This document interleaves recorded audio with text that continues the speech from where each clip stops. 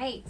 Welcome to the Violet Fog As I Know It podcast. This is episode 5. Having a good time sitting here right now with my Slenderita. If you're in Austin and you haven't been by MSW Lounge and had a Slenderita yet, it is so good, full of vitamins. You can get stuff for your gut. It tastes delicious. I absolutely love it. Today, we're going to be talking about money. So, yeah, this is kind of a lifestyle talk. I will integrate some wellness stuff in it in terms of how I pay for all my wellness practices and health practices. But the reason why I thought money could be a good thing to talk about is because I don't know how it is necessarily in the men world, but for like women, I just don't think that we talk about money beyond this. This is like things that I have said to my girlfriends and my girlfriends have said to me, like, oh, that's so expensive, or I'm trying to be tight with money right now, or like, I don't feel like I'm making enough. And honestly, I think that's like it's like pretty rare that we talk about numbers. It's rare that we dive into the emotional aspect of money, our ideas around money, how it can play into self-esteem. So I just think that those conversations can be so helpful, and it's just really rare that we have it. And if someone is talking about it, it's someone who's like, multimillionaire and sharing their strategies, and that is awesome. But I'm always looking for someone to kind of relate to. So it's not going to be advice. Like, please don't take anything I say about money as advice. It's just going to be like, maybe you'll have moments of like, oh my gosh, me too. I'm glad I'm not alone, or like, and also like just kind of a get to know each other kind of thing, like beyond just wellness. So I will say this about money, and I'm going to be jumping around. Like I would like to stay chronological, but I just know how my brain works, and it's just not going to happen like that. So we're just going to bounce around to different ideas around money, financial things. I'll tell you things about like Dan and I and money. I will definitely get pretty raw and vulnerable with it because, like I said, I just think that there needs to be more talks about it, and it just makes you feel like you're less, at least for me, like I don't like to keep secrets about myself ever. Not that money's a secret, but yeah, I just think it's a good topic. So I will say this about money. I have never really been that good with it. Or rather, I've been really good about saving money. Have never really been that good about making money. Like making money has always been like a pretty big struggle for me. There have been 3 times in my life to date where I have made where I felt like I was making really good money. Only 3 times, and I'm not in one of those times right now. The first time was when I was in my mid to late 20s. I was a stylist, a fashion stylist. I mostly styled men, and I worked in nightlife in a restaurant group in San Diego. And mind you, when I say like really good money is really good money for me, I have never once in my life made more than 6 figures. I've never even came close to 6 figures. I think the most money that I have ever made in a year, I once made $75,000. And to me, I felt like I was ballin'. And to me, like, that still is ballin', like, honestly. I just feel like I don't really need much. But anyway, so that year, like I felt like I made good money, and then I got out of the fashion world. Wasn't for me. Another time that I felt like I was making really good money was I was living in, most of the time that I lived in San Francisco, and I lived there for 4 years, I was broke as a joke. But there was almost like a 1-year period where I was making pretty good money. And it was when I had first started Violet Fog. I actually started it with a co-founder. A lot of people don't know that, but I started with a co-founder, and we also had a social media agency on the side. And Violet Fog itself wasn't really bringing in a ton of money, even though it was growing, but our social media agency was. We were crushing it. And so there was like a good year where I was making like really good money. That was awesome. But, come to find that like my heart is just not in that. And I've dabbled in that a lot, even like up until as recently as like a year ago, or even like a few months ago, like helping with other people's social medias. But it's just like, it's not something that I am in love with. So like I don't want to do it. But while I was working with her, she was really good at negotiating and getting what we were worth. Like I've always been really bad at negotiating, and we'll get into that in a second. But I was like very grateful for her and to like hold that on her back of like making sure that we got paid what we were worth. And so while we worked together, I definitely made like some really good money. We ended up parting ways because we both just, she really had her eyes set on the social media, and I had my eyes set on the Violet Fog. So we amicably parted ways. And then I went to making not as much money anymore because I wasn't doing the social media thing. And then towards the end of like my stint in San Francisco, I had taken a full-time job with eBay, and I was working on their social media team. And I remember, and I was offered a contract for $84,000 a year, and I was like, holy shit. I was like, I didn't have to negotiate for it. It was just like, you know, that's what they were offering. Couldn't believe it. I was astounded. It was amazing, but ultimately it was not what I wanted to do at all. I was commuting like round trip 3 hours a day. I was miserable. It was just like, you know, I felt like Violet Fog was falling by the wayside, and that was my long-term thing, you know. But in that time, like I really did need money. And so so then eBay didn't work out. I actually ended up getting fired, and I think it's because I was like, I wanted to be more like colorful in how we did things. Sometimes I think these big tech companies can be so stiff, and I like was a little bit, you know, loud about that, and I don't know, I don't think I like really truly fit in. But yeah, so I did that like for a while, and that was nice, right? And then I was only there for I think 2 months. And so like with Violet Fog, so I think like a big thing, I think a lot of women relate to this, is just asking for what you're worth when it comes to money is really hard. At least for me it is. And I will preface it with this. I've never been obsessed with money. Like when I think about my goals in life, it's never to make a ton of money. It's honestly never been a priority.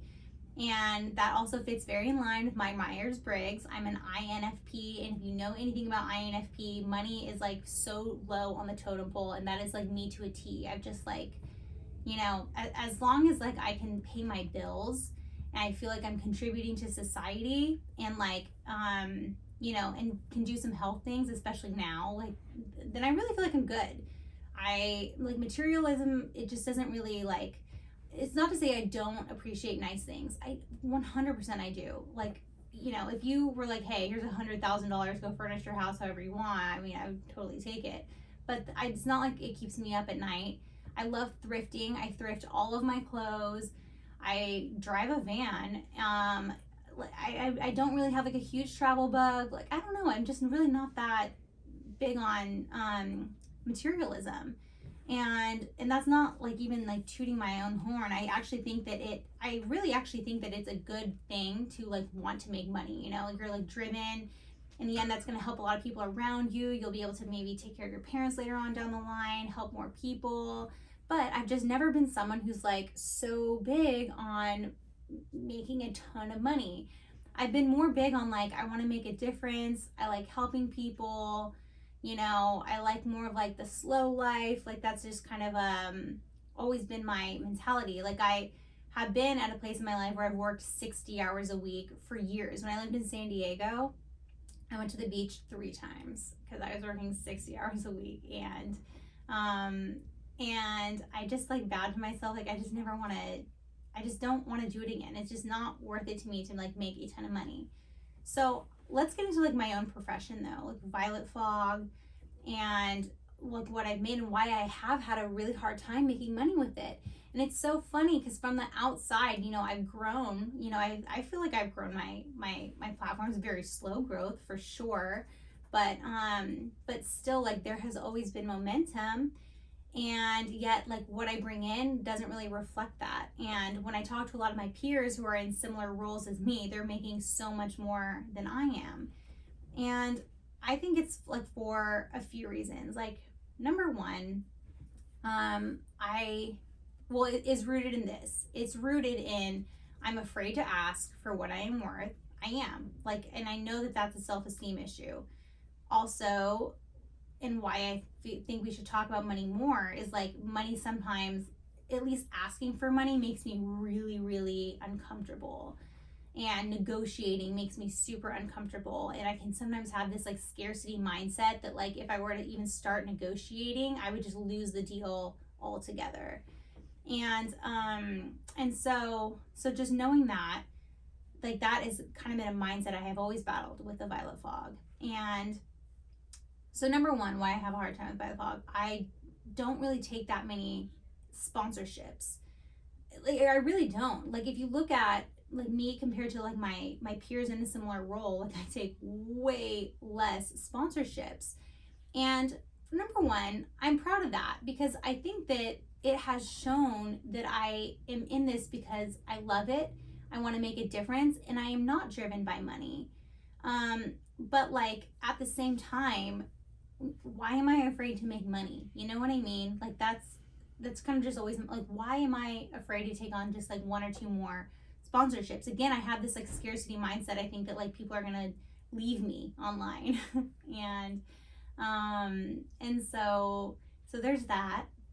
Another thing is when I do accept a sponsorship, I typically really undermine myself. I mean, big time. Like for like the industry standard, I always go just like way below that because I just think like, I don't know, maybe like deep down I think I am not deserving of it, or like I'm just like, again, scarcity mindset, I just don't think I'm gonna get it. And so I'm always like at kind of at battle with that. And it's so I had a friend, her name's Allie. You might follow her online, Avo Queen. She runs the Allie Cast podcast. She's the founder of Granola Butter, Queen and Co. Or no, it's not Queen Co anymore. Sorry, Oat House. Just changed it to Oat House, the name. So she talks about money sometimes, and she like once asked a ton of her peers like what they make, you know, what their platform is like, all this stuff. And so like I submitted my rates, and she ended up sharing everything, and I was like, holy shit, I am like bottom of the totem pole, you know, like I am not even close to asking like what I really should. And it was just like a huge like kind of wake up call for me of like, why, like, Katey, come on, why are you asking for like such low like numbers here, you know? And so yeah. And then like another thing too with my sponsorship stuff, and this I have a hard time with brands, is like I don't accept a ton of sponsorships, so there's that, right? When I do, my like pay per like what I get for an hour just shrinks drastically because I put so much research into every little thing. So you have to know. So like let's say there was a company that was like a brownie company, and they're like plant-based and super healthy, or nutrient dense rather, and like maybe they only have like 4 ingredients in it, and like their whole thing is just like, we're like a high fat plant-based brownie, and we'd like to sponsor you. I will very confidently say 99 out of 100 bloggers slash influencers will just be like, that sounds amazing, I love that, I stand behind that, let's do it. And they'll ask for like a very, very high rate, and then maybe get it, maybe not. And then like just like post their photo and just like share like that, like just the simpleton stuff of like, this is just high fat, plant-based, love it. So like my brain just doesn't work like that. If I think anything that I put out there, especially a sponsorship, has to be just like wrapped up in perfect wrapping paper, so much research behind it, that I will not. So I'll be like, oh, maybe I'll accept it after I do a ton of research, and it'll be like 10 hours of research, because when I go down the rabbit hole, I go down the rabbit hole deep. I'll be like, oh, they use 7 grams of MCT oil. Why 7 grams? And why MCT oil? What does MCT oil do when it's like paired with coconut cream? Is that too much fat? Is that, you know, where does this fit in perfectly with someone who would have problems with this? Like, I need to know. I want to know every little thing, so that way when I get DMs after with follow-up questions, I just want to be like equipped. I'm just not that blogger to be like, go Google it. Maybe every now and then, but it's like pretty rare. Like, I am confidently saying if you've DM'd me, it's very likely I have given you a very detailed response, because I feel that you deserve that, and I want to thank you, you know, for your attention and friendship. And so I have said to brands before, like, you know, if I accept this, the problem is like I'm gonna do like 10 hours of research. So by the time I post this, you know, like I'm literally making probably like less than minimum wage, like per hour, you know, for the work that I'm gonna put into this. And a lot of the brands will respond with, well, we're not asking you to do that though. And then I just think like, well, why not? Don't you want someone who is gonna do that? Like, I feel like I'm not only just gonna bring value of like what I'm posting, but I think like maybe I'm gonna give you more insight into your product that you haven't even thought about, you know? but a lot of brands just unfortunately do not think that way. They don't value that. They don't want to pay for that. They just want to pay for vanity metrics and like all that, and it just really makes me sad. And you know, and I have like this like voice in the back of my head like, well, why don't you just like sometimes like accept something, right? And like, you know, it's good. Why do you have to be so neurotic with your research and stretch it out to the point where like you're barely being paid anything for this? And that voice never wins. I've been blogging for 9 years now. It never wins. I think quality and integrity is number one. So like, you know, I am proud that I handle my work that way. But at the same time, it just makes me sad that a lot of brands operate in that way, that they don't want to pay for like research based stuff. And by the way, when I say I've been blogging for 9 years, you know, I started off with a fashion blog. I would also write like emotional experiences on there. My first 4 years of blogging, I didn't make any money. I didn't make a dime at all. And then the last like 5 years of Violet Fog, you know, I made money, but you know, not a ton. And I have like, I did not even accept commission off things for 4 years. I just started using accepting some commission this last year for the very first time. So for years I did not accept commission, lost out on thousands and thousands and thousands of dollars. And like, again, is that because I just thought that I didn't deserve it? I don't know. I think I also like really liked to be able to say I don't take a commission from this, you know. But I think like by now, you know, I've like garnered the trust, like, you know, if I'm promoting something, like, you know, the research that goes behind it, you know, it's like a no joke thing. I don't just like post to post. So yeah, so like that's been, so, you know, sponsorships don't bring in as much for me as it does for my peers who are in a similar role. So that's tough. Okay, let's talk about some other money things.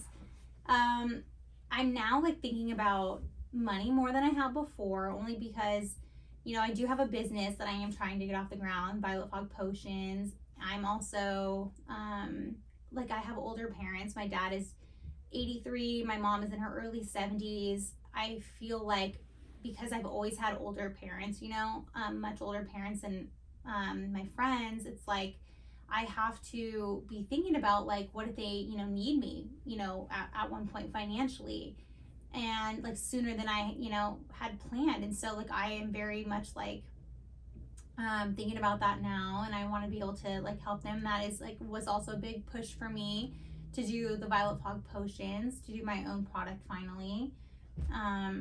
I think like also just my medical bills have like tripled in the last year because of my tumor diagnosis, and like that really sucks. So like that, and then I just do want to like contribute, and I am tired of kind of like always being just not making like as much as my friends. And it's not that it's even like a comparison thing, it's just like you have to understand, like I remember like getting into like my later 20s in San Francisco, and I do think I'm grateful that I lived in San Francisco. I built a leg of my career there that I will forever be so grateful for. In those years, just the memories, to be able to say that I lived there, incredible. Financially, with the health stuff, you know, like I don't think it was really that responsible, because honestly, probably 70 to 75% of what I was making was going towards just my rent.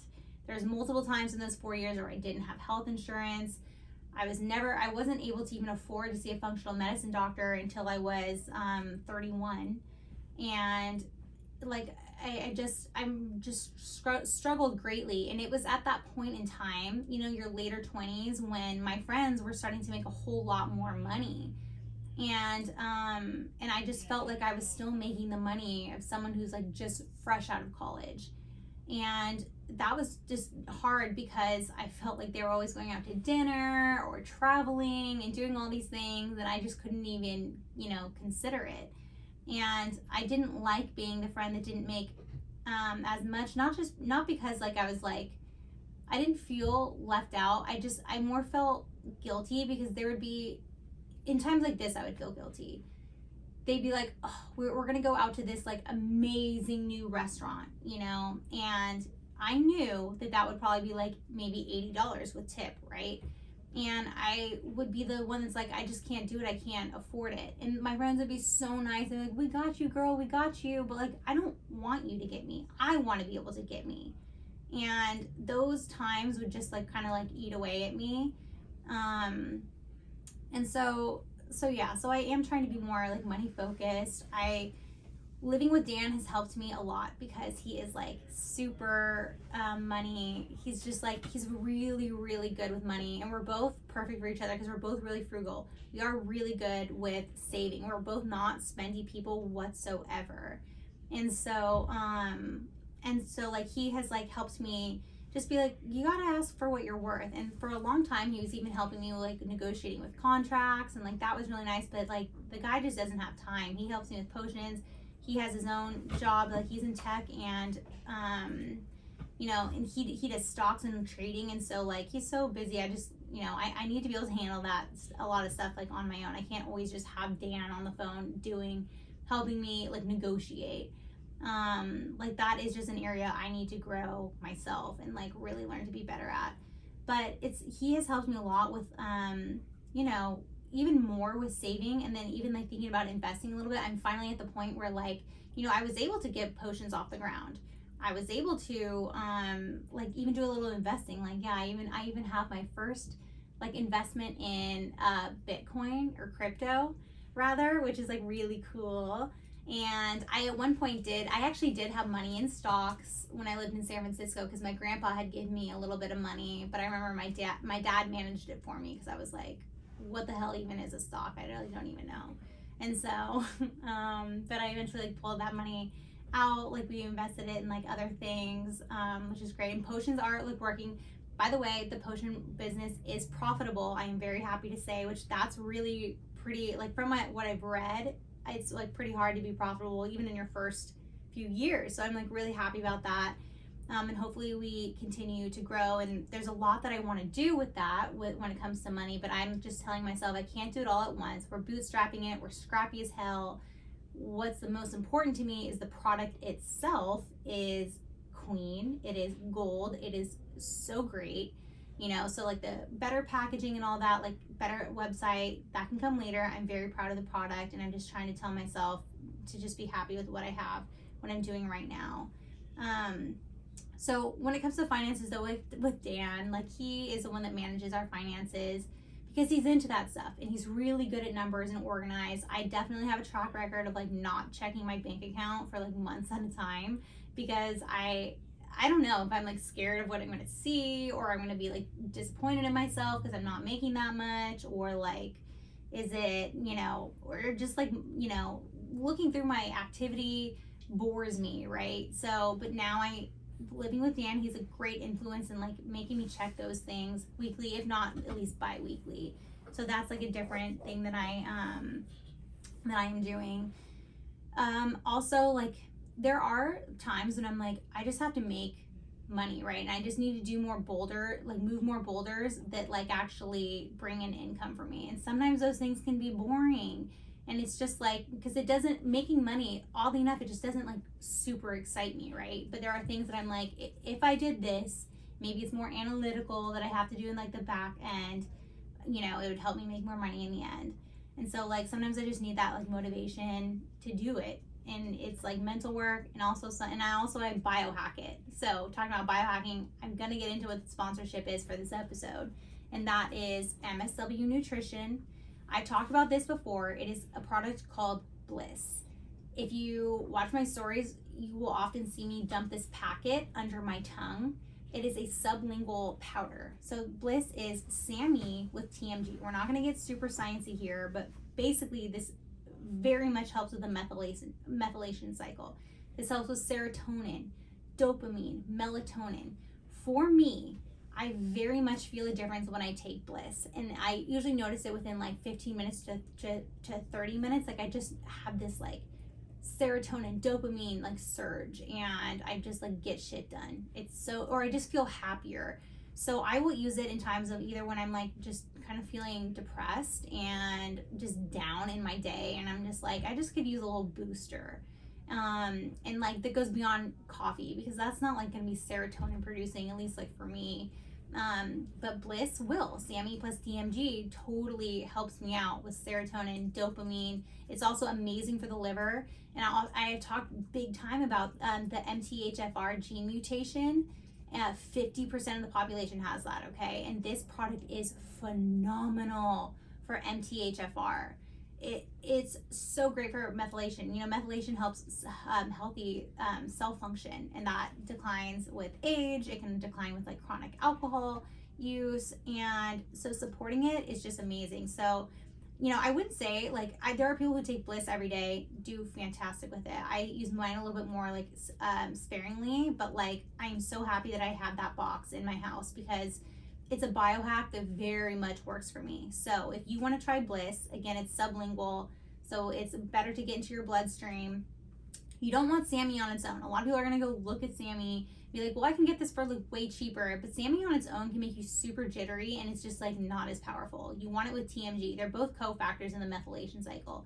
Together, the dream team. And TMG on its own, like I don't think it really does much, but together it's incredible.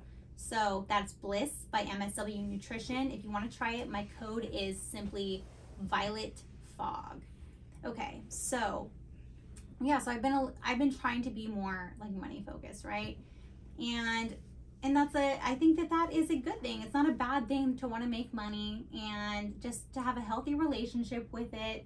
I am trying to like, you know, figure out ways to increase my income that does not like cancel out my integrity. That's just like I do not give a shit like how much money I can make. If it at all impedes on my moral compass, I do not want it. I don't want it. It's just not, it's not for me. And yeah, so like let's just start having a little bit more conversations around money.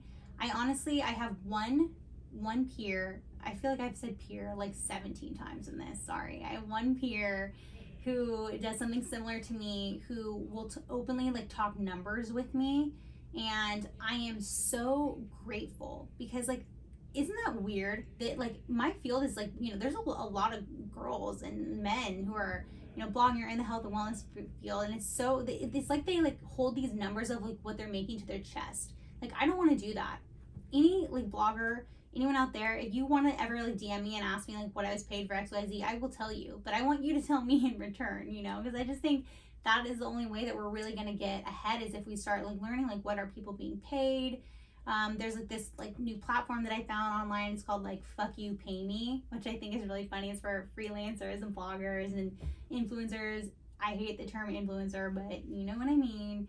And they're like very open about money, payments, brands, all that. I would like to see brands doing better in who they hire for their campaigns and put more emphasis on research, just because, not because I'm very research based, but because I just think like, you know, I want to be protective of my field. I want there to be trust, integrity, and I want people to follow that instead of just following the money. So yeah, so those are my thoughts about money. I know I was a little bit scattered. If you want to talk about this again or like dive deeper into other stuff, let's do it. This is fun. You can find me on The Violet Fog on Instagram and on TikTok. I also have my blog, and then Violet Fog Potions if you want to check that out. It is the best coffee alternative. I'm not anti-coffee, but it is an amazing coffee alternative and so dang good for you. So have a great week. I will see you next time. Thank you.